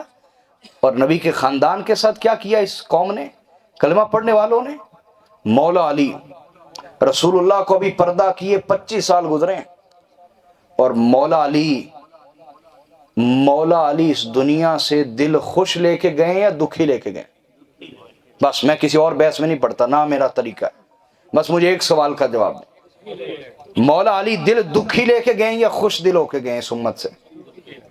دکھے دل۔ اور اتنا دل دکھایا گیا حضرت مولا کائنات کا کہ اپنی داڑھی پکڑ کے کہتے تھے تو آخر کب رنگین ہوگی، کب آئے گا وہ وقت تو خون سے رنگین ہو جائے گی۔ اور کبھی فرماتے اے پروردگار مجھے ان کے درمیان سے اٹھا لے اور ان پر وہ حکمران مسلط کر جس کے یہ حقدار ہیں۔ حاضرین، مولا علی کا دل دکھایا گیا، دکھی دل لے کے گئے مولا علی۔ امام حسن دل خوش لے کے گئے یا دکھی؟ بولو۔ اور ان کو جو دکھ دینے والے تھے کیا ہندو تھے، کیا سکھ تھے؟ بولیں۔ کلمہ پڑھنے والے۔ آج بھی ہر کلمہ پڑھنے والا، ہر مولوی آپ سمجھتے ہیں کہ وہ جناب دین کا قبلہ و کعبہ ہے؟ ہوش کے ناخن لیں، اگر آپ صحیح نسل کے آدمی ہیں اور آپ کو ایمان کی قدر ہے تو پھر اپنے اندر یہ پہچان پیدا کریں۔ امام حسن کو جنہوں نے تکلیفیں دیں، زہر دیا، تکلیفیں دیں، جنہوں نے امام حسن کو زہر دیا خدا ان پر لعنت کرے، اور جو زہر دلانے میں ملوث تھے خدا ان پہ بھی لعنت کرے، اور جو ان کو زہر دینے پر راضی تھے خدا ان پہ بھی لعنت کرے، اور جو آج تک امام حسن علیہ السلام کے دشمنوں کے طرفدار ہیں خدا ان پہ بھی لعنت کرے۔ ہاں تو امام حسن دل خوش لے کے گئے یا تکلیف کے ساتھ؟ 7 مرتبہ زہر دیا گیا نبی کے بیٹے کو، 7 جہاں جاتے زہر دیا جاتا۔ میرا خطاب ہے یوٹیوب پہ سنیں امام حسن کی شہادت، میرا خطاب ہے یوٹیوب پہ ضرور سنیں، اس میں نے تفصیل بیان کی۔ امام حسین میرے نبی کی زبان چوسنے والے، میرے نبی کے کندھوں پہ سواری کرنے والے، جن کو کوئی دیکھ کے کہتا نعم المطیہ، حضور سواری کتنی اعلیٰ ہے، تو آقا فرماتے سواری اعلیٰ نظر آتی ہے، یہ بھی تو دیکھ سوار کتنے اعلیٰ ہیں، سوار کتنے اعلیٰ ہیں۔ ان کو ہم نے کیا کیا؟ جن کو میرے آقا نماز کی حالت میں اپنی پشت پہ بٹھاتے، اور اگر کوئی روکنا چاہتا تو حضور فرماتے خبردار حسین کو نہ روکا کرو، اس کو اپنا دل راضی کرنے دیا کرو۔ جس کے لیے نماز حاضر وہ حسین جو مہر نبوت پہ سواری کرے، کیا مہر نبوت پہ سواری کرے، وہ حسین میرے آقا نے جن کو پیٹ سے چوما، گالوں سے چوما، آنکھوں سے چوما، ماتھے سے چوما، ہونٹوں سے چوما، ہاتھوں سے چوما، اور امام حسن و حسین کو پیروں سے بھی چوما۔ اتنی محبت دی میرے آقا نے جن حسنین کو، ایک زہر میں تڑپایا گیا کلمہ پڑھنے والوں کے ہاتھوں، بڑے بڑے نمازیوں کے ہاتھوں، اور دوسری طرف میں کلمے کی توہین نہیں کر رہا، میں کہہ رہا ہوں جس نے دھوکہ دینا ہوتا ہے وہ اس بیس میں آتا ہے جس پر آپ کو اعتبار ہو. میں یہ کہہ رہا ہوں آپ کو، بڑے بڑے کلمہ پڑھنے والے، نمازیں پڑھنے والے، ایک بیٹے کو زہر میں تڑپا رہے اور دوسرے کو خون میں نہلا دیا، خون میں نہلا دیا، بچوں کو شہید، بھانجوں کو شہید، بھتیجوں کو شہید، دوستوں کو شہید، خود انہیں شہید کر دیا. اور جب لاش مبارک دیکھا گیا 130 سے زیادہ تیر مارے گئے امام کو. ایک تیر انسان کو گھائل کر دیتا ہے. 130 سے زائد تیر تھے امام کے جسم اقدس کے اوپر. 100 سے زیادہ نیزوں کے زخم تھے آپ کے اوپر. قریب کوئی نہیں آتا تھا، دور سے مارتا تھا. اور پھر آپ کو شہید کرنے کے بعد وہ پنجگانہ نماز کے پابند، وہ کیا کیا انہوں نے؟ دشمنی یہاں تک ختم نہ ہوئی، لاشوں پہ گھوڑے دوڑا کے چیتھڑے اڑا دیے، چیتھڑے اڑا دیے گئے لاشوں کے. امام کے سینے پہ چڑھ کے ایک نے آپ کا جبہ اتار لیا، ایک نے نیچے کا لباس اتار لیا، ایک نے امامہ اتار لیا، ایک نے انگوٹھی اتار لی، ایک نے تلوار لے لی، ایک نے آپ کے نالین اتار لیے، ایک نے موزے تک اتار لیے. یہ کلمہ پڑھنے کا صلہ ہے؟ بولو تو صحیح. حاضرین، اپنے اندر پہچان پیدا کریں. کیا پہچان؟ کہ نبی 2 چیزیں چھوڑ کے گئے، قرآن کو تو سدا چومتے رہے اور نبی کے خاندان سے دشمنی. اور آج بھی یاد رکھنا، ہر سید کی مخالفت نہیں ہوتی، چاہے وہ گدی پہ بیٹھا ہو، چاہے وہ فیکٹری میں کام کرتا ہو. ہر سید کی مخالفت نہیں ہوتی. جو منبر پہ بیٹھ کے حق سچ بیان کرتا ہے اس کی مخالفت ہوتی ہے، اس کی مخالفت ہوتی ہے، یاد رکھے. اور آج بھی آپ دیکھیں گے ایسے سیدوں کی جو مخالفت کرتے ہیں وہ کون لوگ ہیں؟ وہ کون لوگ ہیں؟ کیا باہر سے آ کے کفار ہیں؟ سید کی عزت میں جب بھی کوئی حملہ کر رہا ہے اس کو دیکھیں، وہ اپنے تائیں کو دین کا بڑا ٹھیکیدار ہوگا. آج بھی سادات کے خلاف جو بولتے ہیں وہ کون لوگ ہیں؟ سادات کے خلاف جو فتوے دیتے ہیں وہ کون لوگ ہیں؟ نہیں، سارے سید اسلام سے خارج ہیں اور یہ اسلام کے ٹھیکیدار ہیں. اللہ پناہ عطا فرمائے. یاد رکھنا، علماء کے 2 گروہ ہیں. کتنے؟ ایک سچے علماء، ایک علماء سو، برے علماء. اور قرآن نے خود تقسیم کی ہے. قرآن نے بولی ہے لہذا سچے علماء وہ ہیں جو قرآن سے بھی جڑے ہیں، نبی کے خاندان سے بھی جڑے ہیں. ایسے علماء کو سلام ہے، آپ بھی سلام کیجئے. اور جو قرآن کو تو چومے اور نبی کے خاندان سے دشمنی کرے. اور خاندان بھی یاد رکھو، آپ کی کربلا آپ کا دور ہے. آپ کی کربلا آپ اپنے دور میں دیکھیں جو سادات دین کا کام کر رہے ہیں، آپ ان کے ساتھ کیسے چل رہے ہیں؟ ان کے ساتھ بولیے کیسے چل رہے ہیں؟ میری بات سمجھ آ رہی ہے آپ کو؟ آپ کی کربلا آپ کا دور ہے. لہٰذا میرے آقا نے فرمایا کہ یہ قرآن اور اہل بیت کبھی جدا نہ ہوں گے حتیٰ کہ حوض کوثر پہ بھی میرے پاس اکٹھے آئیں گے. اور آگے ارشاد فرمایا وَإِن تَمَسَّكْتُمْ بِهِمَا لَن تَضِلُّوا، اگر تم ان سے جڑے رہے تم کبھی بھی گمراہ نہیں ہوگے، کبھی بھی گمراہ. أَلَسْتُ أَوْلَى بِالْمُؤْمِنِينَ مِنْ أَنفُسِهِمْ، مولا علی کو اپنے ممبر پہ بلا لیا. مولا علی کو بولی اپنے، اور ممبر پہ بلا کے ارشاد فرمایا أَلَسْتُ أَوْلَى بِالْمُؤْمِنِينَ مِنْ أَنفُسِهِمْ، کیا میں مومنوں کو ان کی جانوں سے بڑھ کر محبوب ہوں؟ کیا میں ان کی جانوں سے بڑھ کر اولا اور ان کا مولا ہوں؟ سب نے کہا کہ آپ ہماری جانوں سے بڑھ کر ہمارے اولا ہیں اور ہمارے مولا ہیں. بولیے ہمارے، بولیے ہمارے. آقا نے فرمایا گواہی دیتے ہو؟ حضور گواہی دیتے ہیں. شہادت دیتے ہو؟ حضور شہادت دیتے ہیں. جب 3 دفعہ میرے نبی نے گواہی لے لی. کتنی دفعہ بولیے؟ وہ جاگ کے بیٹھو یارا. کتنی دفعہ بولیے؟ 3 دفعہ میرے نبی نے گواہی لے لی کہ میں تمہارا مولا ہوں. انہوں نے کہا مولا ہے. 3 دفعہ گواہی لے لی. ثم اخذ بید علی جن، مولا علی کو ممبر پہ بلایا ہوا تھا، مولا علی کا ہاتھ پکڑ کے بلند کر لیا. مولا علی کا ہاتھ پکڑ کے بولیے بلند کر لیا اور فرمایا پھر سن لو، من کنت مولاہ فہذا علی مولا، جس کا میں مولا ہوں اس کا یہ علی مولا ہے. جس کا میں مولا ہوں اس کا یہ، اور علی میرے بعد ہر مومن مرد کا بھی مولا ہے، ہر مومن عورت کا بھی مولا ہے. اور اس کے بعد میرے نبی نے دعا کی، اللہم والی من والاہ وعادی من عاداہ، اے اللہ جو علی کی ولایت پہ ایمان رکھے تو بھی اسی کا ولی بن، اور جو علی سے عداوت رکھے تو بھی اس کا دشمن بن جا۔ جب یہ اعلان ہو گیا مولا علی نیچے آئے تو سب سے پہلے حضرت عمر فاروق آگے بڑھے۔ کون بولیے؟ حضرت۔ یہ دیکھو صحابہ نے ہمیشہ خلفائے راشدین ہوں یا انصار و مہاجرین ہوں، انہوں نے اس گھر کو اس نظر سے دیکھا کہ اس گھر سے ہمیں ایمان ملا ہے، اسلام ملا ہے۔ آج جس نے بھی اہل بیت کو نیچا ثابت کرنا ہونا، معاذ اللہ وہ اہل بیت کو نیچا ثابت کرنے کے لیے اور اہل بیت کی ذات پہ حملہ کرنے کے لیے وہ کندھا استعمال کرتا ہے صحابہ کا، ان کا کندھا استعمال کرتا ہے۔ ایسے بندے پہ پہلی لعنت خلفائے راشدین کی۔ حضرت عمر فاروق آگے بڑھے، کہا بخ بخ یا ابن ابی طالب اصبحت و امسیت مولا کل مؤمن و مؤمنۃ، اے ابو طالب کے شہزادے آپ کو مبارک ہو، آپ کو مبارک ہو کہ آپ آج کے بعد ہر مومن مرد کے بھی مولا بن گئے ہیں، ہر مومن عورت کے بھی مولا بن گئے ہیں۔ اصبحت مولایا و مولا کل مؤمن و مؤمنۃ، آپ میرے بھی مولا بن گئے ہیں اور ہر مومن مرد کے بھی مولا بن گئے، ہر مومن عورت کے مولا بن گئے ہیں۔ یہ حضرت عمر فاروق نے پہلی مبارکباد دی۔ سمجھ میں آئی یہ بات کہ نہیں آئی؟ تو حاضرین یہ درگاہ، میرا موضوع اور بھی کافی لمبا تھا، پھر انشاءاللہ کبھی بات کریں گے۔ تو درگاہوں کا پیغام یہ ہے، قرآن اور اہل بیت۔ کیا بولیے؟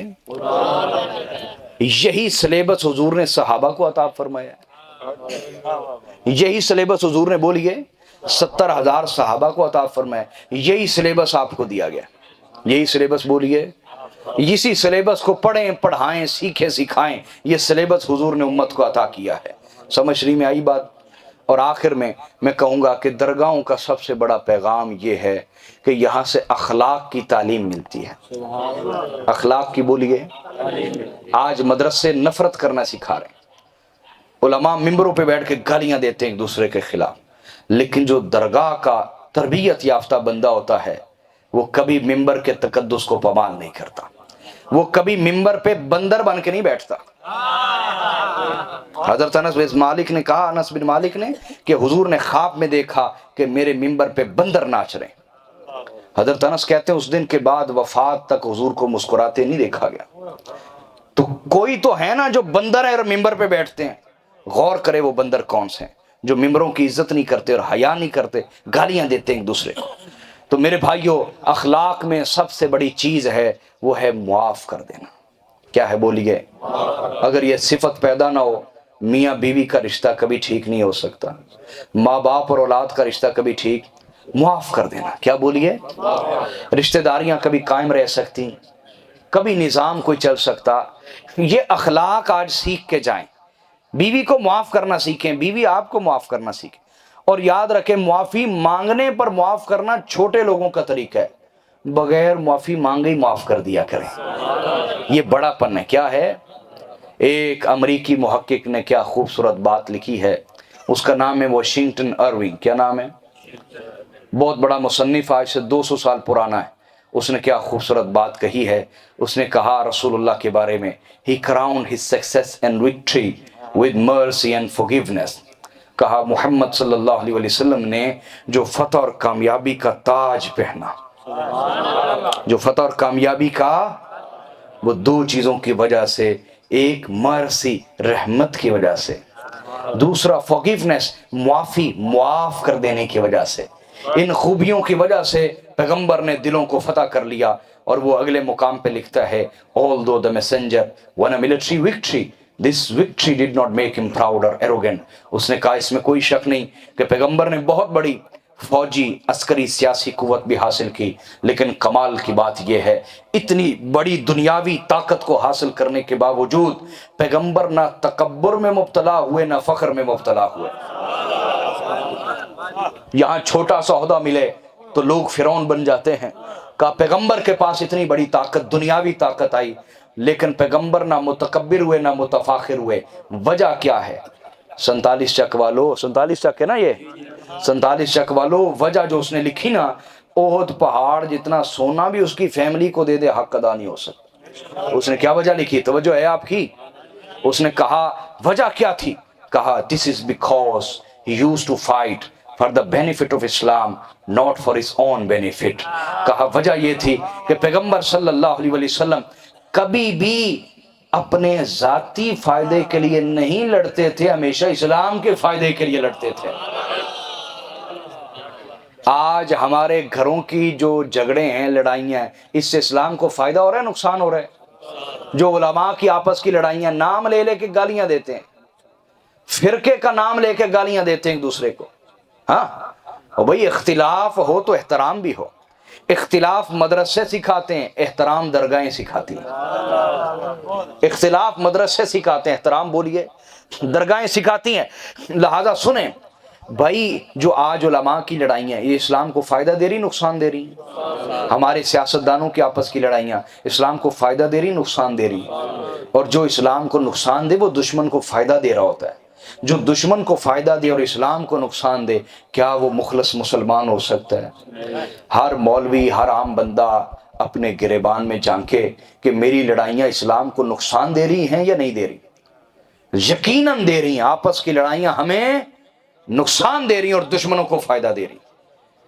میں نے ایک بزرگ کا قول پڑھا، اس نے کہا کہ تم اس بات پہ لڑتے ہو کہ نماز میں ہاتھ ادھر باندھنے چاہیے یا ادھر باندھنے چاہیے یا ہاتھ چھوڑنے چاہیے، تم ہاتھوں کے اوپر لڑ رہے ہو اور دشمن تمہارے ہاتھ کاٹنا چاہتا ہے۔